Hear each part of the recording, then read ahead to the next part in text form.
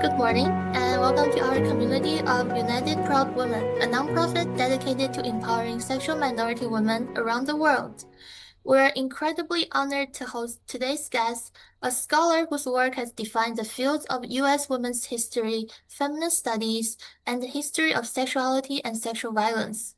We're excited to introduce Professor Estelle Freeman, a giant in her field whose foundational scholarship has shaped countless feminist studies syllabi, whether for introductory courses, methodology seminars, or activist reading groups.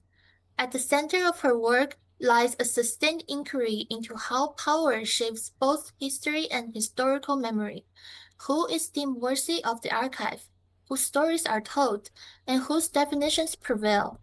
She doesn't simply excavate the past in search of simple truths or linear progress.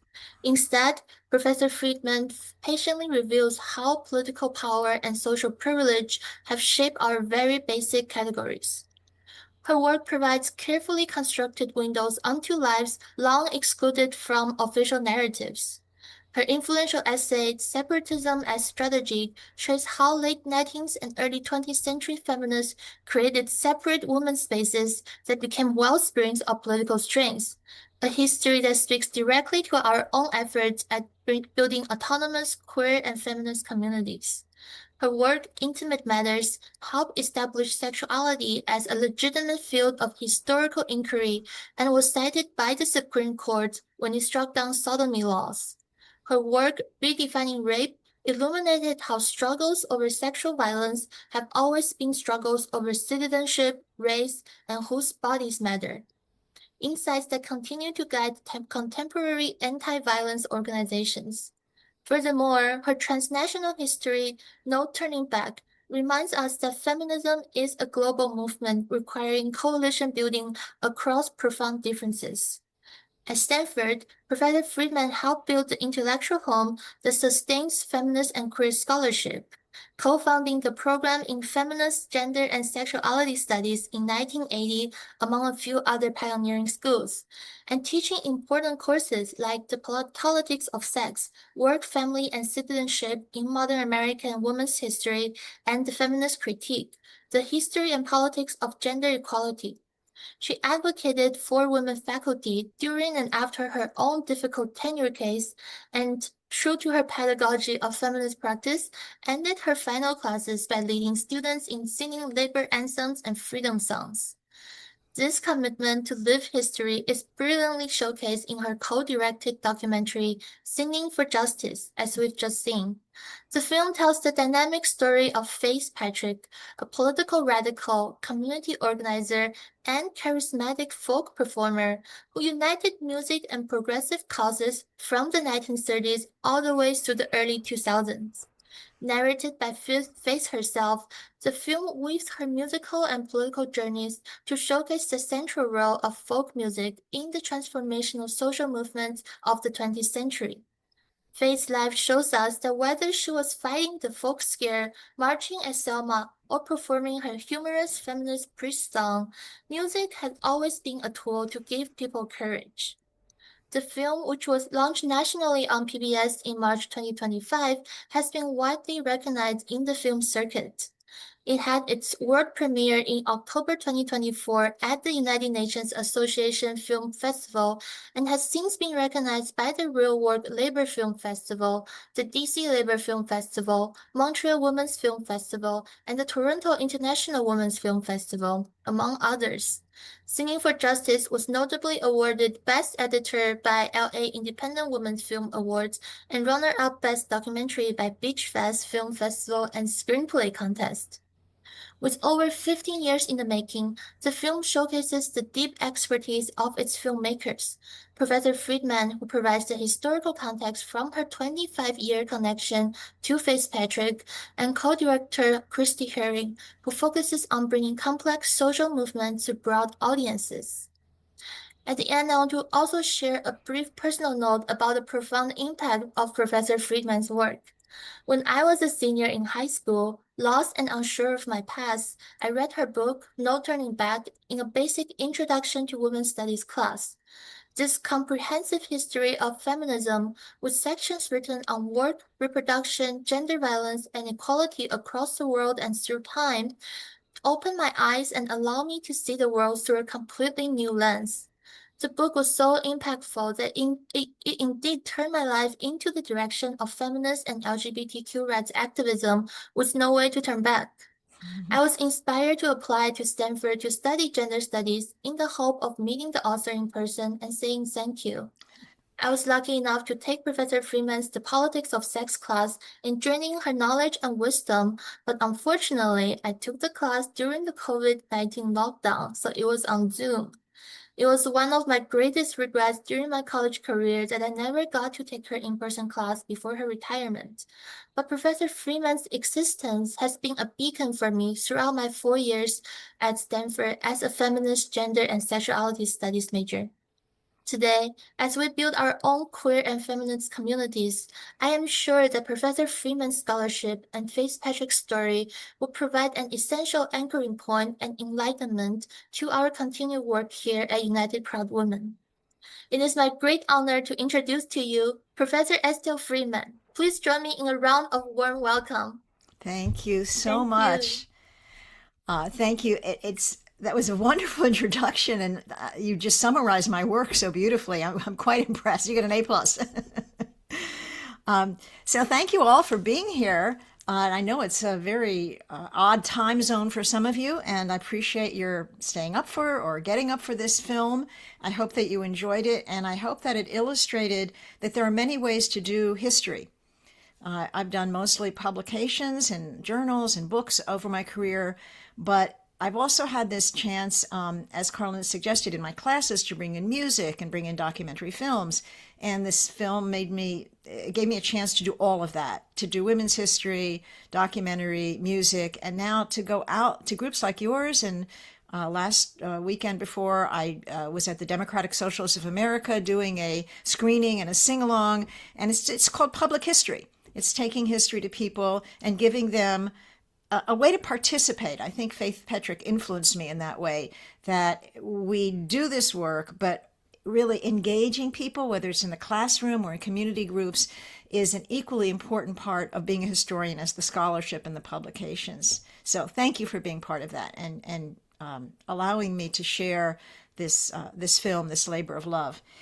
What I'd like to do is, before getting to your questions, talk a little bit about why I made this film, which relates to how I knew Faith Petrick and the kind of history that I've done, how the film relates to some issues in women's history and feminist studies, and then I'll turn to some questions that you have about my scholarship, about the film. Well, I'll talk about the film first, your questions about faith in the film, and then talk about my scholarship. And leave time at the end so we can sing together, because I'm sure that's what Faith would want us to do, okay?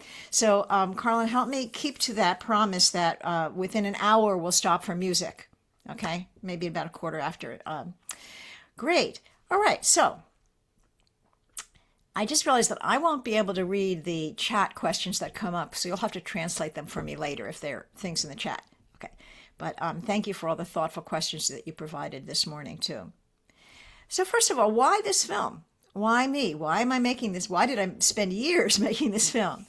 Personally, making Singing for Justice brought together my professional expertise as a historian of women and of social movements in America, with my personal love for folk music and group singing.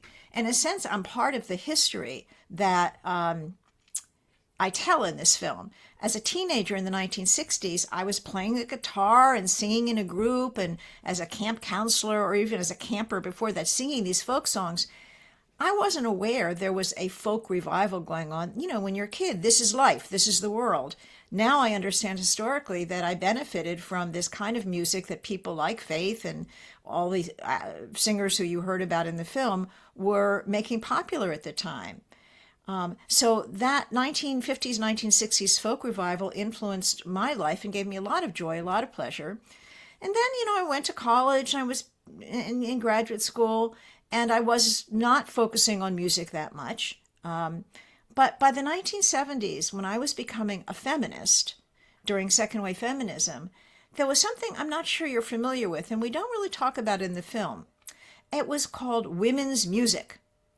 And it was begun in the early 70s, and it flourished in the 70s and 80s. And there's actually a documentary film about this movement, which I can let you know about.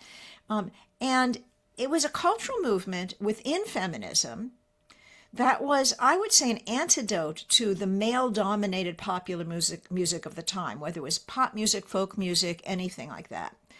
And it was a flourishing of songs and musicians who embraced feminism, who were often lesbians, who created women's concerts, women's festivals, women's recording companies. And for a generation, for my generation, this is like 50 years ago, this music created a community. And we all had those records and we all sang those songs. And I was at a documentary film very recently that closed with one of the songs from the women's music, one of the famous albums from it, by Chris Williamson, an album called The Changer and the Change that came out 50 years ago. And spontaneously, the people of my generation at the end were singing along with that song because we all still knew it. We were so immersed in it. So this kind of encouraged me to pick up the guitar again. And I had already begun writing songs when I was in graduate school. I joined a women's music group when I came to California. I got back to my guitar, got back to group singing. And then by the 1980s, when I had really established myself as a historian, I'd written books, I was training graduate students, I was more secure in my career, and I was at midlife. I turned 40, and it was like, I want music back in my life. And that's when I finally, after having heard of the San Francisco Folk Music Club, walked into that house at 885 Clayton Street. And from day one, I said, I'm coming back every other week. This is fabulous. It's here. There's a structure, and all you have to do is come. And over the years, I got so much more. I learned so many songs, and I just enjoyed it so much. And what a wonderful community, and completely non-commercial, completely volunteer, completely free. Anybody could walk in off the street. There was a pot of soup on the stove, so you saw the food out, and then you just sang. You just sang all night. So yes, Faith opened that place as her home. The folk club had been around since the 40s, but from the 60s on, her house was the place. I didn't realize when I was going for several years that this older woman who often appeared, not always, but was often there, and kind of acted like she owned the place, actually did own the place. It was Faith Petrick. And she just kind of was in the woodwork in a way, but every now and then I'd notice her, and I finally realized that it was her house and that she had been there for a long time. And after I'd been going to the club for several years, Faith was in her late 70s at this point. I was in my 40s. I heard that she had a mini stroke called a TIA, a little mini stroke. And I thought, oh, she's not going to be around for long. Maybe I should conduct an oral history with her. Who knows how long she's going to be here.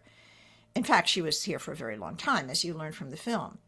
Now, in my classes, including the one that Carlin took, from the time I started teaching women's history, I had an assignment, which was do an oral history with your grandmother or an elder in your family and apply what we're learning about women's history in the past generations and analyze that oral history. Now, I had conducted oral histories both in a lesbian and gay history project in San Francisco in the late 70s, early 80s, and then in my research on women's prison reform in the 80s and early 90s, I was doing oral history.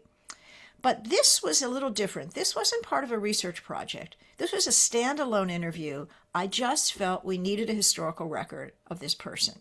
And I didn't know the half of it. I didn't know a third of it. The oral history went on for months. There were 10 hours. It is online at the San Francisco Labor History Center. It alerted me to Faith's exceptional life of political activism, of her fascinating background in the log cabin, of her career, of her midlife reinvention of herself, and her folk community building, her folk music community building. But what really struck me was that she had been part of every major social movement in modern America. I mean, think about it, the labor movement, the peace movement, the racial justice movement, the women's movement, the environmental movement. She was not a lesbian. She was not queer, although she went to women's music festivals and she was embraced by lesbian community. But she was of her own. She just transcended because she went through so many of these movements. So I had no intention about writing a book about her or writing an article about her. I generated this oral history as a service, as a historical document, a kind of labor of love. And I did write a song about her life based on the oral history, and you can find it on YouTube. I can give you the link if you want. But I didn't intend to do anything historical professionally with her life. Then, when Faith was in her 90s, I took her to a documentary about the group The Raging Grannies, which she was a part. She had a cameo in this documentary. And afterwards, over tea, she said, you know, filmmakers have asked me about my life, and I have this box of videotapes from performances over the years. Do you know any filmmaker who might want these? And I don't know. And my friend and I just started looking around. And I said, well, I'll see if I can find somebody who wants them. And I had used documentary films, as I said in my classes. I love using documentaries about women's lives because I love sharing with relatively younger women, these older women who they may not necessarily have known or known their stories, and finding out about history through those stories. I just felt those women had a lot to teach us about the past and about women's past opportunities, women's past challenges. And so I met through this search Christy Herring, who had gotten her degree in film at Stanford. She was smitten by Faith when I introduced them. Christy's sister is a folk singer in the South. Christy makes social justice films, but she kind of said early on, I'm in if you're in. And I thought, okay, I'll be a historical consultant. But as we began interviewing Faith, I began placing her in historical perspective. As we began writing proposals and doing fundraising, I gradually took on the role of co-director, co-producer, because it described what I was doing. And so we were in it for years together. Again, a true labor of love. It took over a dozen years. I mean, we had our day jobs, there was COVID, we had fundraising delays, but we had time to interview her concerts, her friends and family, and then after her death, we had access to her extensive photo albums, as you saw, her personal archive of posters, flyers, and more, the performance videos we had digitized, and then we went out and found more of them. And then we did a lot of deep research on the historical context for her life, all the worlds that she operated in print sources, in historical footage on film, as ways to depict it. So as Carlin said, we finished it last year, premiered, it aired on PBS last spring. And now, as I say, I'm enjoying taking it to groups and taking her life as a way of teaching about history, about feminism, about music, about many things. So, second thing I want to do, that's why I got into this film. How did her life relate to the kinds of questions I've been exploring in my writing and teaching about social movements and about women's history? And I would say there's three big questions that run through this work. One is about historical context, like in what context does a woman like her, and with what personal motivations, have a life committed to activism? What forms somebody who's a lifelong activist like this? What's in the world going on? What's in her personally? A second big question is, what do we learn from Faith Petrick's admittedly exceptional life about the larger history of American cultural and political movements that operated outside of the mainstream?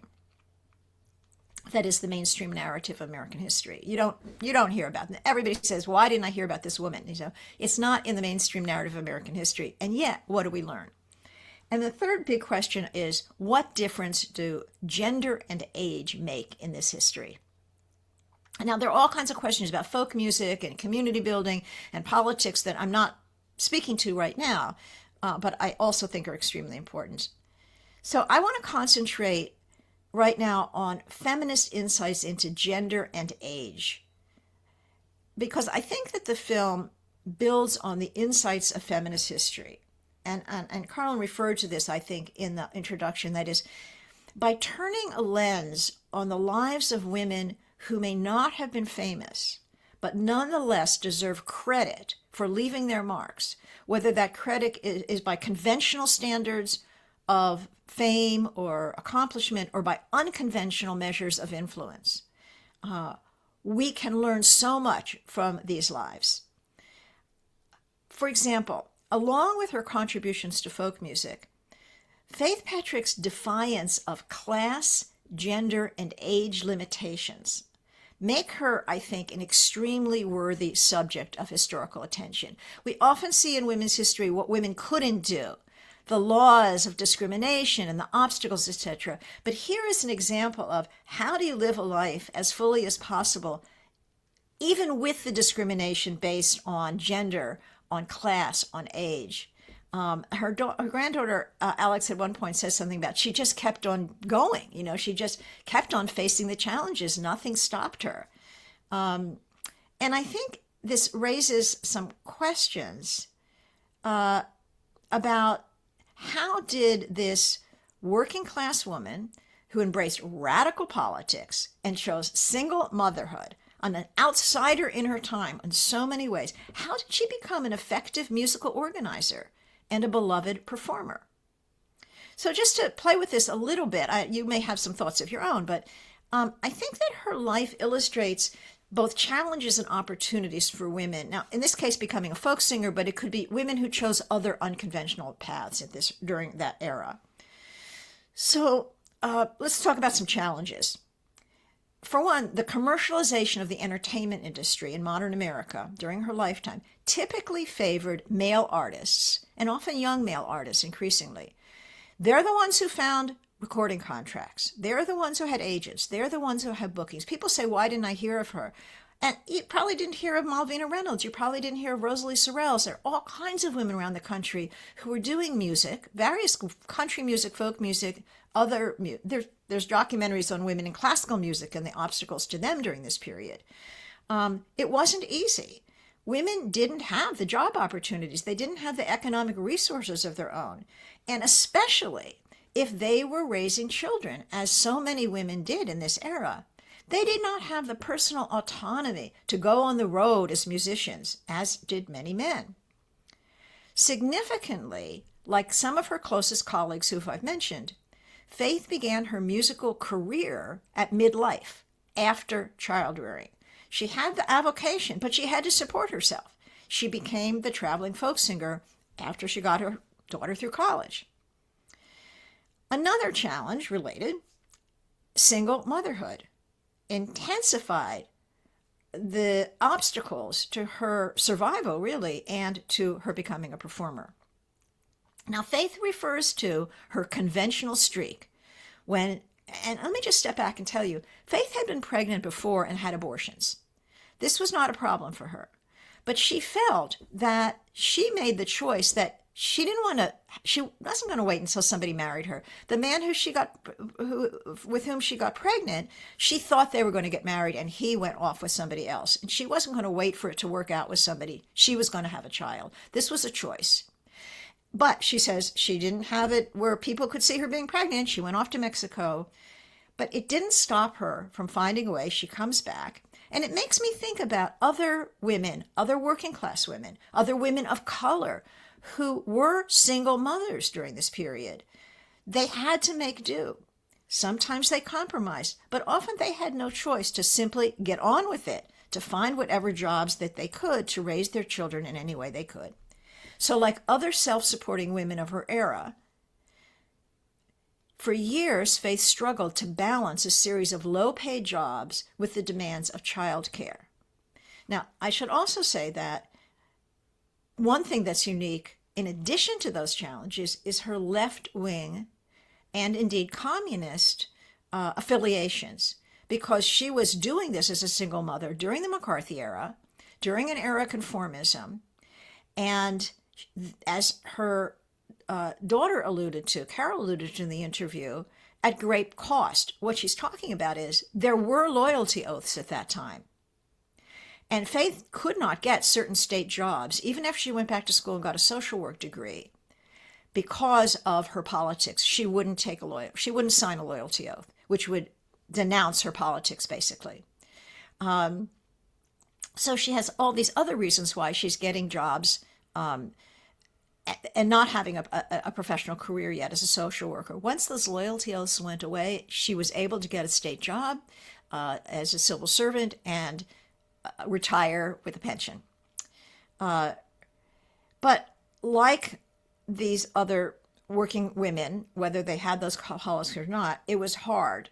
Her brief and possibly abusive marriage left her very despondent, failed to resolve her dilemma.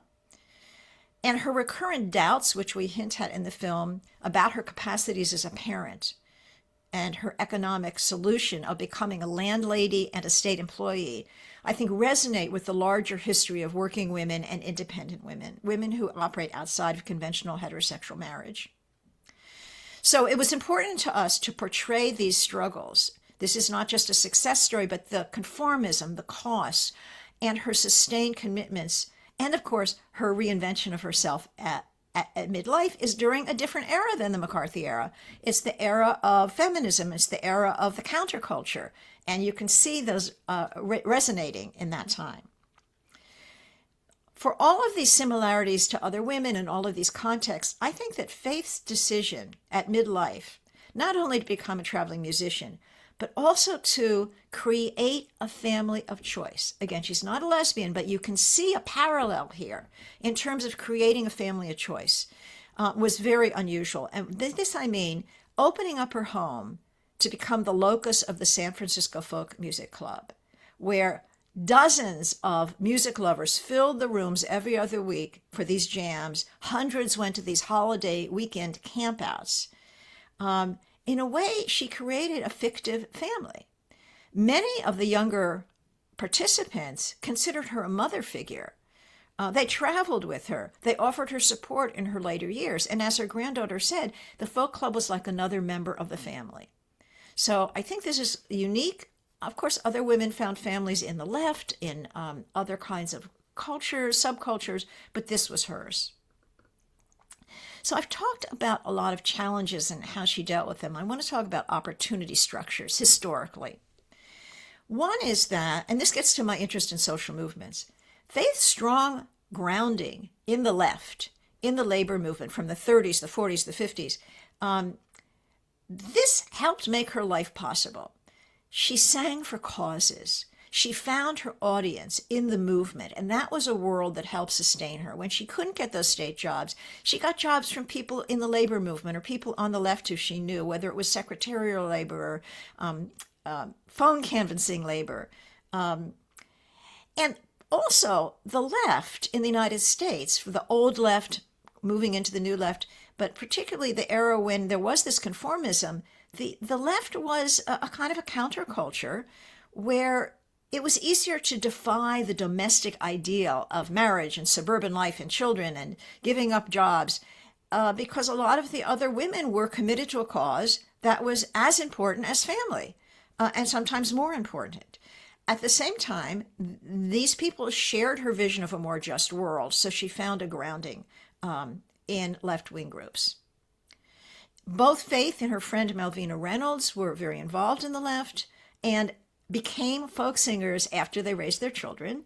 As older women, they boldly adopted the predominantly male character of the troubadour. And this is at a time when the music industry was not exactly reaching out to women like them. Really, they would not be getting recording contracts. They worked at the grassroots level in their home communities. They self-promoted their recordings.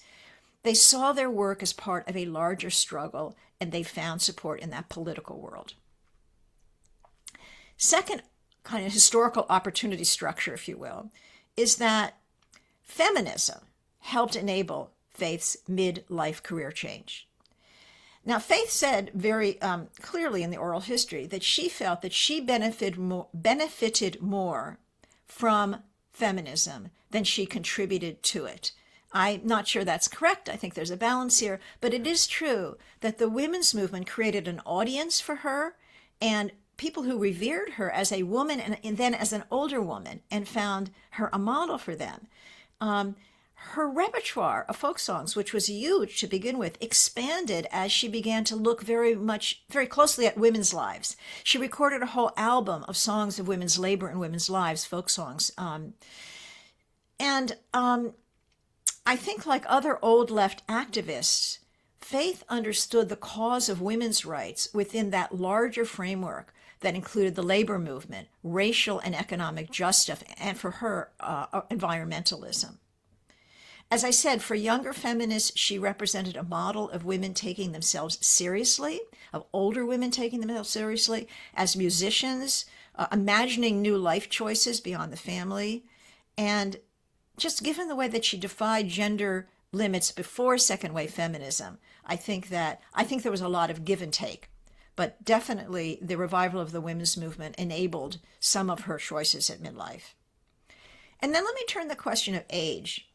Given the longevity of her musical career, really from the 1940s and 50s as an amateur, and then really from the 60s till her death in 2013, from the 70s on as a professional, being an older woman musician increasingly defined her persona. And you saw that, I think, very well, especially at this Chautauqua, that footage. I think that Faith Life affirms a concept known as creative longevity. Simply, you don't just retire and it's over, and, on the rocker in your porch. That she really helped to change that view and contribute to a model of older women's resilience and older women's contributions to public culture. So after she retired from that state social work job at age 55, first thing she did was this dream she had since college and hadn't been able to do. She hitchhiked around the world for months on her own. Then she came back and started this, both her national and international musical tours, the Portable Folk Festival and then the folk festivals around the world, and just was gleefully performing well into her 90s. Old age, Faith contended, was the most fulfilling period of her life. She consciously, as you saw, celebrated her role as a crone, reflecting how the feminist reevaluation of aging in the late 20th century helped frame her sense of self, because these croning ceremonies were very much part of second wave and third wave feminism. Indeed, she learned that her presentation as a gray-haired grandmother, those raging grannies, it proved useful in disarming audiences who might not have been receptive to some of her progressive political leanings. And in multiple ways, I think aging became an advantage to her second career. Well, I want to stop talking about Faith there and open up to some questions. What I'd like to do is first address questions about Faith and the film, and then address questions about my scholarship and feminist history and history of sexuality and queer history. So I'm not sure how to, my tendency would be to take spontaneous questions that come, if anything came up in the chat first, about Faith in the film, and if you could give me a few of those, and then I'll respond. And then, Carlin, if there were any that you had raised that you felt haven't been addressed, I could do that. And then we'll turn to the scholarship and do the same thing. Does that make sense? Yeah, sounds great. And Eugene, maybe you could help to moderate that, or however you've arranged it. Okay. We Great. do have a couple questions from the audience about the film and about Faith. So, Chris Leo, if you would like to raise your question, or would you like us to read it for you? Chris? Yeah, you can help me to speak the question. Thank you so much. Okay, yeah, so Chris raised a question about why would a person supporting equality be called red? Because the song about Be Called Red was a very fabulous song, a great song. We all really enjoyed it. And also, being called red, what are the particular connotations associated with it in the United States at the time? Oh, yes. Yes. I mean, red was the revolutionary color that goes back to the 19th century and really to socialist revolutions. And but right after World War II, there was something called the first Red Scare. Once the Soviet Union was established, once one of these revolutions had been successful, there was a reaction in the United States for the fear of, I mean, there was already a fear of anarchism, and there were jailing of political dissidents during World War I. But right after the war in 1919, there were these raids on immigrants very often. This is when Emma Goldman was deported from the United States despite her claims to citizenship and wound up in Russia. There were during the and literally, I mean, red was considered the color. During the McCarthy era, there was a publication called Red Channels, which was an expose of communism in the entertainment industry. So that term was used very, very much so. And it was I mean, today in American politics, if you're following how the Trump movement uses woke as a derivative, a derogatory term that you used to be able to say you're red, but communism is not as powerful, a tool to a political tool in the United States as it once was. So now your DEI and woke would be the equivalents. And as some people have pointed out, the irony is now that MAGA in the United States claims red as its color. You couldn't have done that in Faith's lifetime, pretty much. So I'm not sure if I've answered that question, but was there another part to it, Carlin, about just why red, or? Yeah, I think the second part is, why would a person being supporting equality be equivalent to being called red? Yes. So in the United States, the Communist Party in the United States, which had been legal but was then outlawed, was one of the leading advocates for racial justice.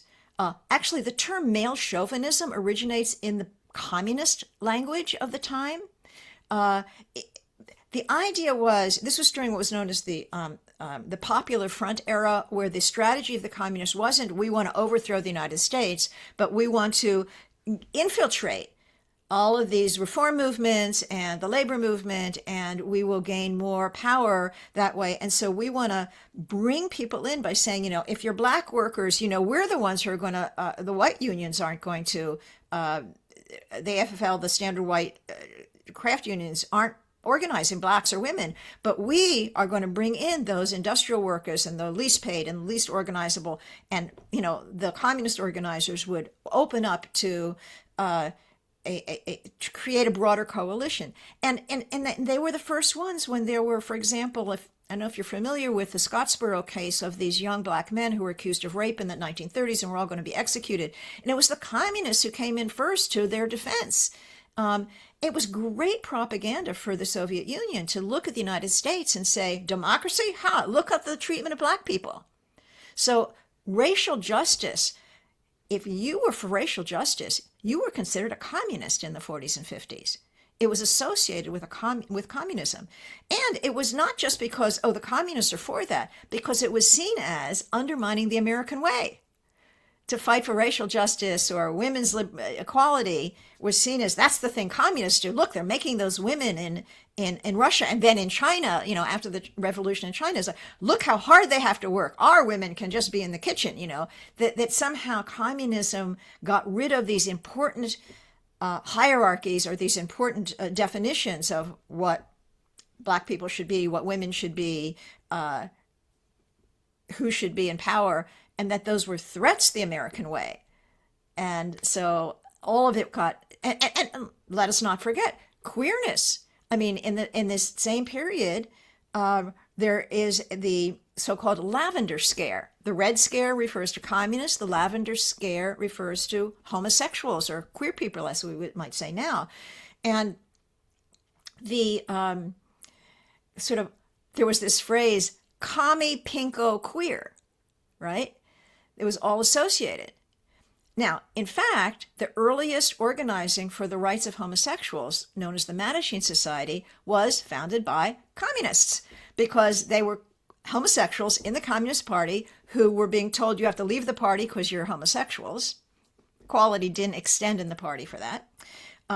And they were secretly meeting in little cells down in the beaches in LA, and sort of primarily gay men, white gay men, and they're saying, like, maybe we need our own movement. because we're not going to be supported, and they're getting arrested and they're having their lives ruined. So there are some links between communism in the 50s and the origins of the gay movement. But more broadly, there were associations that communists, anybody who resisted the conformism around reproductive families, around capitalism, woman's place, racial hierarchy, white supremacy, anybody who questioned those things could be labeled a communist. Yeah. That's great. Yeah, and we had a discussion in the chat channel as well about this question, and I think one of the really interesting similarities raised was that in China right now, if someone is a big supporter of the Communist Party, they'll be referred to as pink. In Chinese, it could also be interpreted as a fan of being red, because pink, the Chinese characters refer to a fan of being red, like literally. So some of the questions I think we could raise is that, do you think there's a similar fear of red being associated with the Soviet Union, with China as kind of a nationality threat, or do you think it's more focused on its ideology of, being revolutionary, bringing into equality, and that threatens the ideology of the American dream, or like the American government at the time? Are you talking about now or during Faith's I think lifetime? during Faith's time, more likely. Do you think? Okay, now I've lost the thread of what I'm comparing. More. Yeah, I guess the similarity is that being called red, could it be equal to being called pink in China right now, which means I see. Yeah, I see. I mean, as I said, there was this phrase "commie pinko queer," which sort of threw it all together. That you were pink rather than red, partly because you were effeminate, right? But yeah, I mean, there were people who were not members of the Communist Party who were considered too friendly to, or not loyal enough. So like the people who were called before the House Un-American Activities Committee and asked to name names, like even if they hadn't been members of the party themselves, if you weren't friendly enough, if you didn't turn people in, then you actually could be sent to prison for contempt of Congress. So it was serious. It was really serious. And this included famous actors and screenwriters, etc. So yeah, I think there was something like that. But yeah. Great. Chris, do you think that answered your questions, or do you have any follow-up questions? Oh, thank you very much. We'll move to the next question. Great. So June, we have another question from June about the documentary. Would you like to raise your question? Yes, I just have a question because I see there is the similarity between the time when Faith participated in the civil rights movement in the US and the current situation under the Trump's administration. So during the time when Faith participated in the movement, the US government established a strict censorship against the rights advocacy related to anti-fascism, socialism, feminism, and anti-racism. And I think this is also what the Trump administration is doing to restrict civic engagement now. Like not only the civic engagement, but also the media and the arts creation. Yeah. I wonder how you will this trend of backlash. Thank you. I didn't hear the last. Carlin, could you repeat the last piece of it? I wondered what? I wonder how you will this trend of backlash, the similarities between the history and the constant, the current trend. Yeah. So, I've said this recently in a little interview online that, today, what's going on right now is unprecedented. At the same time, you can find parallels in the past. So I do think it's comparable in terms of people losing their jobs or suppression of free speech or academic freedom. There were a lot of faculty who were fired back in the loyalty oath period, as well as, and this goes for both for red politics or for homosexuality. And in some ways, you can see antecedents in other periods, not just in the McCarthy era. However, we have never lived through a historical period where there have been so many abuses of the rule of law. There were abuses back then. And I think that there was a sense that, McCarthy was just going too far and people had to stand up to him. It did go on for some years. But there are so many McCarthys now. And also someone in the presidency who is appointing people who believe they can operate outside the rule of law in his service. It's the scale of it is just, it's much greater. I think that's the short answer. That for women also, I would say a difference is there have been so many changes in the law and in culture around gender and around sexuality and sexual identity and, same-sex marriage and anti-discrimination, etc. There's so much more to lose, in a sense, now that it's just shocking. I mean, we've seen it with abortion, but and hopefully this will not continue in terms of other rights, but it's a different time because there had been so much change that is now up for grabs. It's at stake again, and I think that's a difference. Yeah, of course, and it was really a big relief to hear that the Supreme Court didn't take on the Kim Davis Right. case to struck down Birchfield. And Yes. yeah. Yes. We have next question from Ming Wen. Would you like to raise your question? Ming Wen. Oh, yeah, sure. So my question is, I'm curious about your opinion on what makes her a phenomenon other than her generosity and persistence, because I think her music is not that outstanding. So what makes her a phenomenon in your opinion? So, well, there's two ways of answering that. My personal opinion versus my historical interpretation. So I'll say first, for other people, what made her a phenomenon, as you say, I think it was her charismatic performance and the depth of her knowledge of music. So again, we're not talking about a commercial singer. We're not talking about somebody who's trying to make a lot of money and perfect their sound. We're talking about somebody who wanted to mobilize people. And I think that she was very effective at empowering people to sing with her and to be politically active, using music as a kind of organizing tool. So it's a different standard, isn't it? So when you say it may not be that outstanding, on what measures? So yeah, in terms of, like she said, it's not going to make the top 40, but what did she want to do with it? And she was very effective at getting people to just keep singing together and build community together and then go on marches together and try to fight for a more just world. So in that sense, I think the combination of her politics, and then as I said in my comments earlier, this persona she had as this older woman, it was so rare. And you saw her style. You saw the way she has great comic timing. She picked fabulous songs, and she knew how to engage an audience. I think so. For me, yeah, I have to admit, when I think I was at a rally once, and I heard Faith Petrick singing, and I this is before I went to the folk club.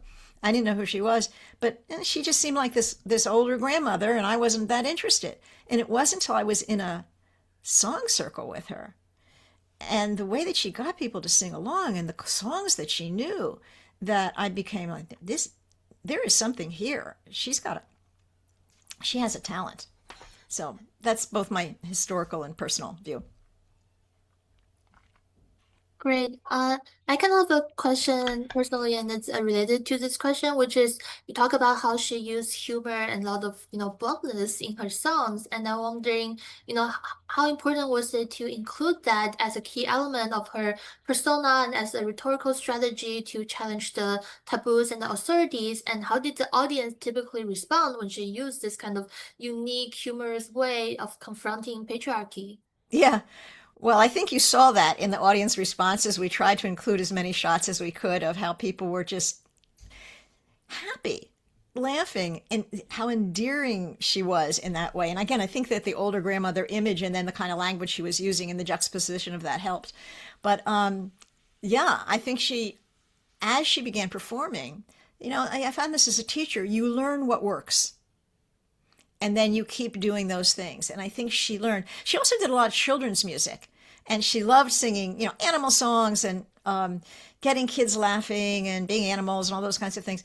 But I have to say, she had a repertoire that was partly the humorous songs, but there were also, I don't know if you caught that song, Grandma's Marching Battle Cry, where she's talking about I marched to staunch Korea's blood. I marched for Vietnam. I marched to stop the napalm, and I started to stop the bomb. I mean, she's these very serious anthems about political issues that you would have people just, or she'd sing the Internationale.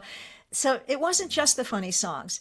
She had another performing style that was very serious, and that could move you to tears, even though she wasn't the. I don't want to say she wasn't the greatest singer. A lot of the footage, a lot of that we have is from later in life. If you notice, the earliest recordings we have from her, it's from the Smithsonian from the mid-70s. Her voice is very good. We just don't have recordings of her when she was a young woman and when she was a middle-aged woman. We only have the recordings when she was older and started making them. Yeah. Great. Yeah, do you have any more you want to add to the documentary section, or we could move on to the, more about your scholarship and your methodology? Yeah, let's do that. Great. So we have a couple questions on that as well. The first question is from Mikhail Ren. Would you like to raise your question? Yes, hello, Professor Freedman. Hi. Thank you so much for your excellent documentary and speech. I quite enjoy it a lot. Thank you. And yeah, I have noticed some interesting similarities because in your work you use a documentary format to recognize to follow Patrick, who is both a folk singer and a political activist, and to show how she records history from a female perspective. And this perspective actually fills in parts that male-centered history, whether intentionally or unintentionally, tend to miss, something they forgot or the intent to forget. And coincidentally, I think Canadian writer Margaret Atwood's novel called The Handmaid's Tale and the Testaments also use testimonies from four female to recognize their history in the Gilead society. And also, Alec Bohem, a South African writer, also used a kind of a news style narrative in her novel Blind Lines to recognize a female perspective from the Anglo-Boer War and the 1990s when South Africa was in a period of transition from apartheid to post-apartheid. I think this kind of similarity because I'm questioning is that do you think the writer I mentioned and your documentary you tend to use this similar storytelling method to help women's voice enter the symbolic?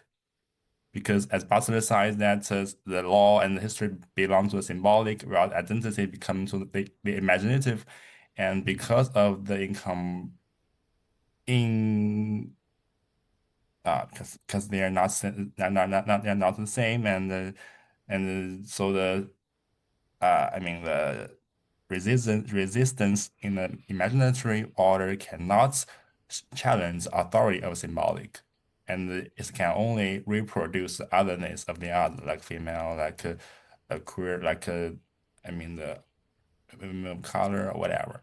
So I think maybe your kind of the documentary will help women's voice and the symbolic and become citable and recognizable, and thus contribute to how history is recognized and understood. Yeah. If so, do you think women's voice inevitably becomes standardized or disciplined in some way once they enter the symbolic? That's my question. Thank you. Well, just let me catch that. I was jotting down. You said, do I think that women's voices get standardized? Is that what you said? Yes, they're standardized or disciplined when they enter the symbolic. When they enter the The symbolic. symbolic. Yeah. Wow. Thank you for your comment. There's so many strains that I'll try to bring this down to, and also I didn't know the novel you were talking about the Boer War, so I'll have to get that citation from you. But I want to pick up on what you said about testimonies, and I think I'm not sure if this is what was on your mind, but in terms of my introductory comments, a lot of the history that I've written brings together many different sources of surveys of the history of sexuality or feminism or my studies of women's prison reform. But I did do a biography, one book about a women prison reformer that came out in the 1990s. And it was right about the time that I was doing this oral history with Faith. And I gave a talk last year about comparing that biography with the film, in the sense of, as a historian, taking one life and trying to both take on relatively unknown woman who had a great impact. And even though they were very, very different, they seemed very different. I saw all kinds of similarities between that. And so I think that it's sort of another genre for me that I only after making the film realized, oh, I've done this before. I just didn't think of it because one was a book and one was a film. But I do think that there are some literary works and some historical works that quite literally take women's voices, even more than we do in the film, where we have many voices. I mean, we try to use hers as the through line from the interviews, whether the audio interviews from my oral history or for the ones that we filmed later. But I'm thinking of, oral history completely. The whole field of oral history is like, let's collect as much testimony from women, and for women's oral history, feminist oral history since the 1970s, from all women, not just famous women, just like oral history shouldn't all be famous men. But so there's been this movement to collect that kind of testimony. So then what does the historian do with it? And I'm actually thinking of, I'm sorry that I'm going to blank on this, possibly Nobel Prize winning author, but there's an incredible study of Chernobyl based on oral histories, in which it's all the voices of the people who are interviewed. And if you want to Google it, you'll get it for me, but it's not at my fingertips right here. Which it's history, but it's literary when you read it. But it is the sort of rawest form of putting together men's and women's accounts thematically flowing, and you just live through it that way. It's such an intimate experience of a disaster. Another work that I think of is a piece of fiction based on oral histories, which is called The Women of Los Alamos, and it's about the women who were in Los Alamos, New Mexico, when the atomic bomb was being developed, and it's entirely written only in the voices of women. There's no narrator, no third person, no first person narrator even. It's just the juxtaposition around themes of the voices of the women. So when you talk about the symbolic, however, when you talk about voices standardized when entering the symbolic, I'm not sure what you mean by the symbolic.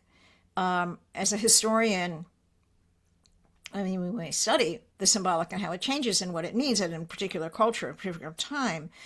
I wonder if you're thinking about the ways that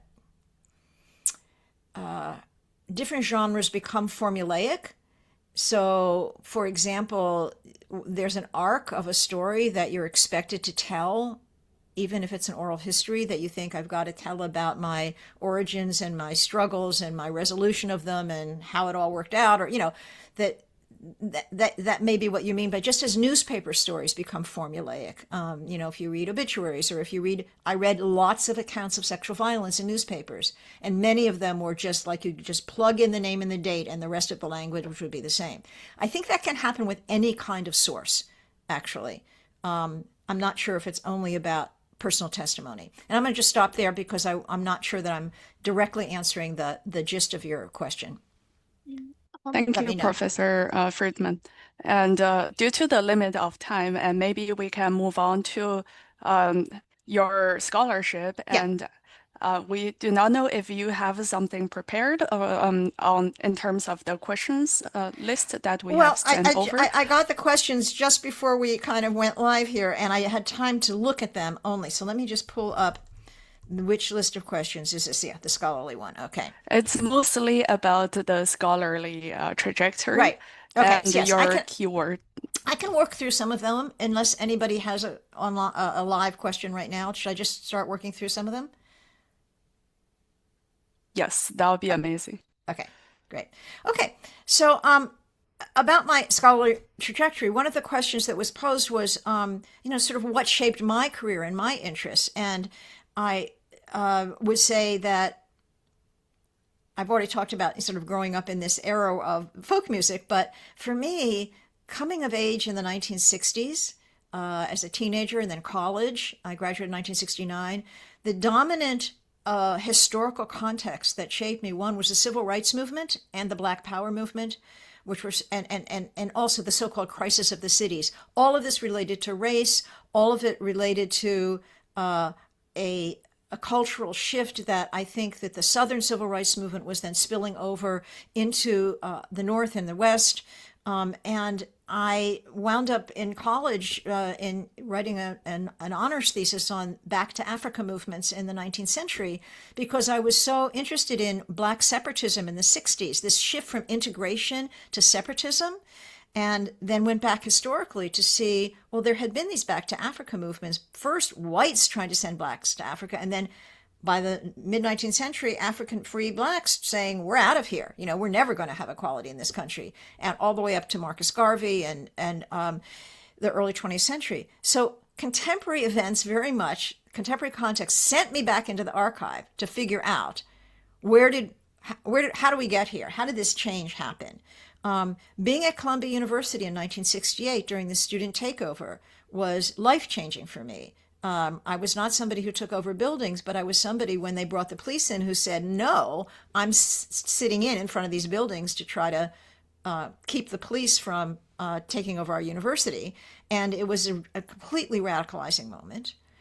After college working, and I worked in a very, what seemed like a great nonprofit trying to improve relations between Blacks and Jews in New York.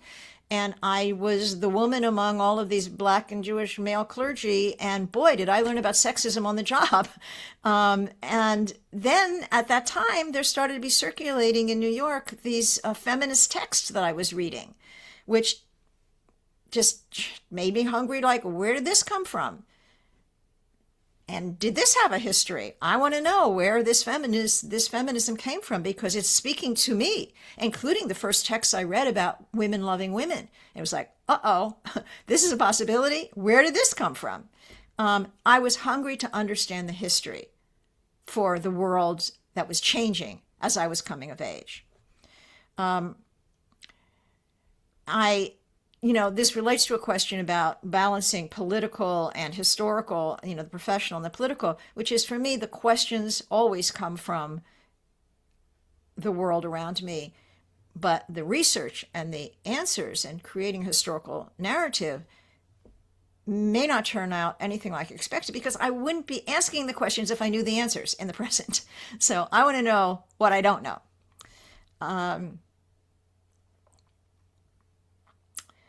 There are some questions about my books and how I decided what to write about. And, I think I've spoken to some of those questions. Like I was interested in the women's movement before Second Wave, but I didn't want to write about the suffrage movement because that's all anybody wrote about. And I was interested in what else women were doing organizing, and I discovered women's prison reform. And so I've written 2 books about women's prison reform to try to understand women's movements more broadly and how women were involved in other social movements as women, creating separate prisons for women, of all things. Redefining Rape. Well, let me just go back to No Turning Back came out of my teaching. Really, it's based on the lectures and teaching Introduction to Feminist Studies for years. Intimate Matters, my dear friend from graduate school, John D'Amelio, a gay man who wrote one of the first gay history dissertations in U.S. history, and I were reading all of these books about sex. We were trying to figure out, we were reading about prostitution, we were reading about birth control, we were so interested in this, and we were trying to talk about lesbian and gay history. And we wanted to place lesbian and gay history in the context of these other studies. I had started writing a review essay on the history of sexuality. It got very long. Somebody said it's a book. I said, I can't do this alone. And I asked John if he would co-author it. He couldn't get a job with a gay history dissertation, and I was getting fired from Stanford. And we thought, okay, that's what we'll do. And then we signed a contract, and he got a job, and I got tenure. So we wrote the book anyway. And that's how that one came about. I would say in terms of writing it together, which was another question raised, if you're going to do something co-authored, make sure it's somebody you already know really well and are good friends with, because I've done it that way, and I've done it with people I don't know that well, and it's much better if you already are good friends with somebody. In Redefining Rape, I had the experience in college during that year of 68 of what we now call acquaintance rape. This was SDS, Politico, we're all in the struggle together, but my refusal to have sex was not persuasive. And I basically silenced that experience for about 10 years, and only during the anti-violence movement of feminism began to recognize what had happened as rape. And on the back burner in my mind was, because it took me a long time to process that trauma, and which was nothing like the trauma of violent rape, but nonetheless was a trauma that I had to work through. And teaching feminist studies and teaching about violence forced me to work through that. Once I did, I had on my research back burner, I want to understand not just the experience of sexual violence in the past, but if you look at American history, I wanted to understand social movements that tried to change the meaning of rape.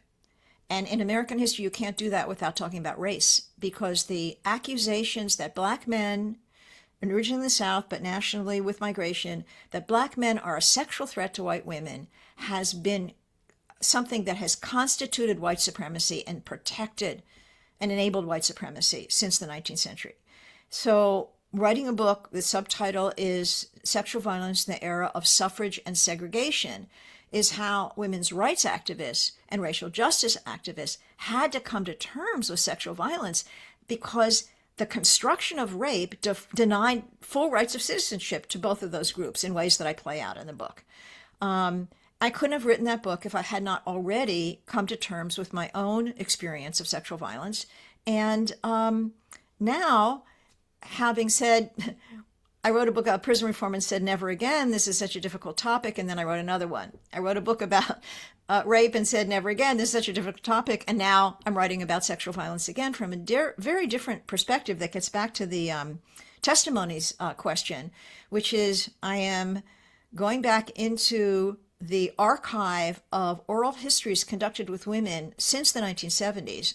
Just thousands and thousands of them have been digitized. And I've been data mining them for narratives of sexual assault and sexual harassment, and beginning to write about not just like what was the experience, but basically what kept women silent. When did activism come? How did laws change? How did language change? And that's what I've been writing about. So taking narratives within oral histories that were not about this topic, but it turns out, and actually Faith is the person who taught me this. When I did that oral history with Faith, there was a moment when she asked me to turn the tape off. And she told me about an experience, an ongoing experience of hers. that at the end of the interview, when I said, is there anything else you wanted to talk about? She said, keep the tape on. What happened was wrong. It really damaged me, and I want it on the record that it happened. And that made me think about oral history as a potential source of stories about sexual violence. And, you know, it was not until after her death that I began doing this project. But when in 2016, when Trump was running for president, even before Me Too was revived, when so many of the stories about his sexual escapades, Hollywood Access, etc., were being dismissed because that happened so long ago, and why didn't they talk about it then? I just felt, oh, I think they talked about it. I bet you I could find it in oral history, and I have. So that's what I'm working on. I know we want to get to some singing, so I don't know if you want to pick another question in the long list that you would like me to address. I have many comments. The questions of transnational coalition, because what your scholarship focused on was mostly the US, and we were wondering what are your thoughts on the global coalition of queer movement or feminists in general?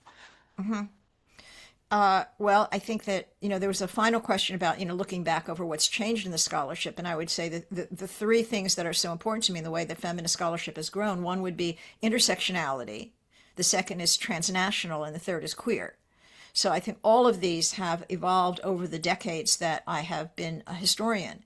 And in terms of the transnational, quite honestly, I was teaching Intro to Feminist Studies when I had the opportunity to internationalize the course and have some assistance to begin learning what's in anthropology and political science and all around the world. And so I brought that into my teaching, and that's when I wrote No Turning Back. I envisioned it not as a U.S. book, but as a book that would draw on all that international. And I think that it taught me how much, you know, it's sort of like, again, turned the lens for me away from this Western-centric history of feminism. And, you know, in the collection, The Essential Feminist Reader, I really tried, although, you know, there's a lot of English language sources there, to get sources from Asia, from the Middle East, from Latin America, from other parts of the world, to realize that there were both parallels and distinctions. When you begin to look outside of the West, the whole meaning of feminism, you have to reconceptualize it in so many ways. So that's on the level as a historian. Now think about that politically. What do we learn about being effective feminists by looking at on the ground activity, whether it's in rural South Asia, whether it's in Scandinavia, in indigenous cultures in Latin America, in industrial cultures, but outside of the West, that feminism's toolbox broadens, it deepens when you take into account different contexts that require different strategies. So that's how I would answer the importance of the transnational. And I think you can apply that to the intersectional as well. Yeah. Okay. Great. Thank you so much for answering all the questions. We have several questions that are unanswered, so we're gonna email you later and see if you're interested in, you know, providing an answer, and we'll share it with the person who raised the question. But if you like, we would love to go to the sing-along section. Please. Okay, I'm going to put in the chat. Let me find it. Whoops. I'm going to put a link in the chat, and hopefully this should be publicly available. It's a handout I usually give at screenings. Okay, chat. Fingers crossed that you'll have access to this handout. And I'll just, when you... Yep, we do, yeah. Fabulous, okay. So the first page has some information on how to please give responses to the film. We'd so appreciate that. It tells you how, if you want to license it for a group of your own, Good Docs is where you go. If you want to help support our educational project, you can do that. And then it just has our contact information. But the second page has the chorus to 3 songs, and I don't know if we'll have time for all of them. Let's see what we can do. Now, is it possible for folks to be on screen if you can, so that we can feel this is more of a sing-along? I'm going to open my Zoom a little bit so I can hopefully see some of you and change my view to the... Feel free to turn on the camera if you like. Okay. So Our here's the group is thing. usually very quiet, but please, Okay, we'll see what we everybody. can do. We'll see what we can do. So you have to stay muted. So it's like you and I will be singing together. You can't have everybody singing together, alas, because of the gap in the sound waves. But Faith would want us to sing along, and let's see if anybody else want to turn on the camera and do it, but just don't turn on your audio. Okay, so this is one of the funny songs. I'll do the verses and you're going to sing on the chorus. So I'm going to teach you the chorus right now so that you can sing along, okay? It was written by a man named Dean Morgan, and apparently he had some good friends who were nuns, and they enjoyed singing this song. It's called "If You Haven't Got a Penis, Then You Can't Become a Priest." And this is how the chorus goes. If you haven't got a penis, then you can't become a priest. This archaic stipulation should have long ago been ceased. Of God and faith and scripture, man and woman both can talk. What's more, you serve communion with your hands and not your cock. Okay, so I'll do the as I said, I'll do the verses, and you'll come in. I'll let you know when to come in on the chorus. Let me just get this. I know a Catholic woman who's devout to say the least. Her entire life ambition was to be a parish priest. She applied to seminary. They told her, get on the run. The priesthood's just for men. You can only be a nun. If you haven't got a penis, then you can't become a priest. This archaic stipulation should have long ago been ceased. Of God and faith and scripture, man and woman both can talk. What's more, you serve communion with your hands and not your cock. So she went to the Monsignor in her never-ending search to find out if there was any place for women in the church. He said that we can use them in our hospitals and schools, but if you want to be ordained, man, you gotta have some tools. If you haven't got a penis, then you can't become a priest.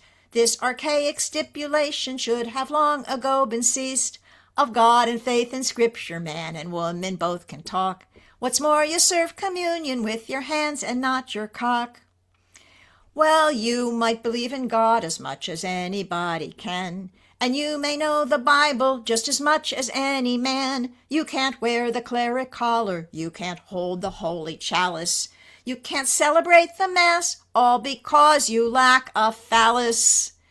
If you haven't got a penis, then you can't become a priest. This archaic stipulation should have long ago been ceased. Of God and faith and scripture, man and woman both can talk. What's more, you serve communion with your hands and not your cock. Beautiful. I loved seeing your faces singing. Thank you.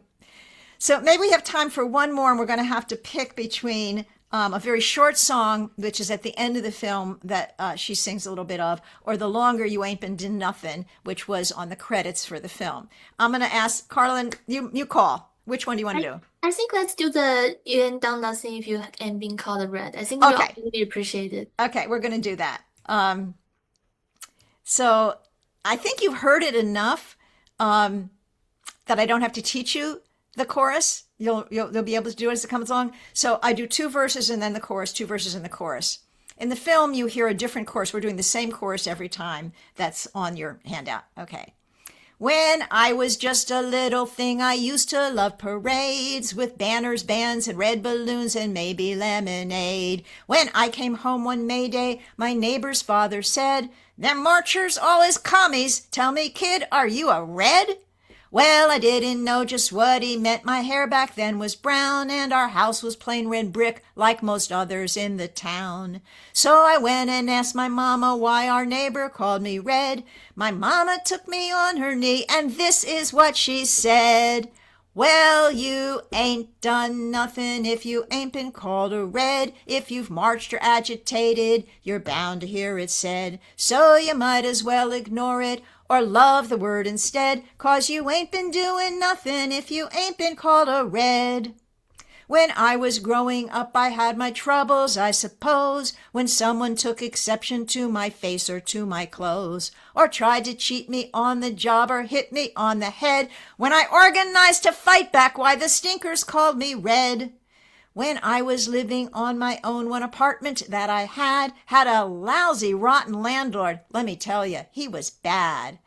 But when he tried to throw me out, I rubbed my hands and said, "You haven't seen a struggle if you haven't fought a red." Oh, you ain't done nothing if you ain't been called a red. If you've marched or agitated, then you're bound to hear it said. So you might as well ignore it or love the word instead, 'cause you ain't been doing nothing if you ain't been called a red. Well, I kept on agitating, 'cause what else can you do? Are you gonna let the sons of bosses walk all over you? But my friend said you'll get fired hanging with that commie mob. I should be so lucky, buddy. I ain't got a job. Well, I've been agitating now for 30 years and more, for jobs and for equality and always against war. I'll keep on agitating as far as I can see, and if that's what being red is, well, it's good enough for me. Well, you ain't done nothing if you ain't been called a red. If you've marched or agitated, you're bound to hear it said. So you might as well ignore it and love the word instead, 'cause you ain't been doing nothing if you ain't been called a red.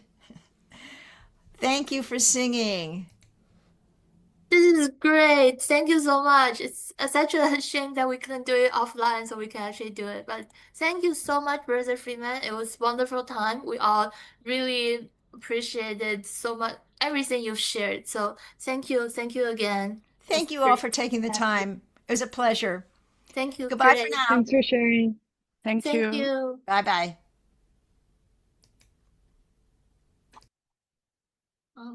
It's great. Thank you everyone for joining. This was an amazing section. Please ping me if you're willing to keep your face on in our audio or in our video recording. If you can do that now, that would be wonderful. Or if you can tell me through WeChat or whatever channel. Otherwise, I'm gonna default to remove everybody's face to keep privacy. But you can just raise your hand now if you're absolutely comfortable with your face on. Yeah, I mean. Okay, perfect. Amazing. Thank you. Thank you everyone. That was great. Thank you for joining and your time. I hope you all enjoyed it. Bye. Have a good weekend.